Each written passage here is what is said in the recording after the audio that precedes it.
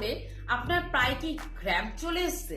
আপনি ভাবছেন হয়তো রাত্রেবেলা শোয়ার সময় আপনি ঠিক করে জল খাননি, অথবা খাবার খাননি, অথবা রাত্রেবেলা ঘুমের মাঝখানেও কি আপনার মনে হচ্ছে পায়ে ক্র্যাম্প ধরে গেছে, অথবা বাইকে বা স্কুটিতে উঠতে গিয়ে আপনার প্রায় ক্র্যাম্প ধরে গেছে এবং আপনি ভাবছেন এগুলো হয়তো অতিরিক্ত ক্লান্তির জন্য হচ্ছে।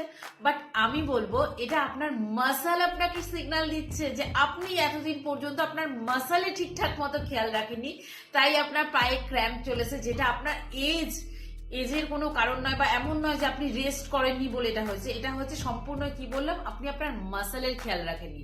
যদি আজকে থেকেই আপনি আপনার মাসেলের সঠিকভাবে সঠিক নিয়মে খেয়াল রাখা ধরেন, তাহলে অবশ্যই আপনি কিন্তু এই ক্র্যাম্প ধরার হাত থেকে সুরাহা পাবেন।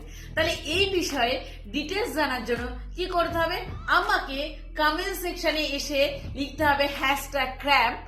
এই বিষয়ে আমি আপনাকে ডিটেলস ইনফরমেশন দিতে হেল্প করতে পারি।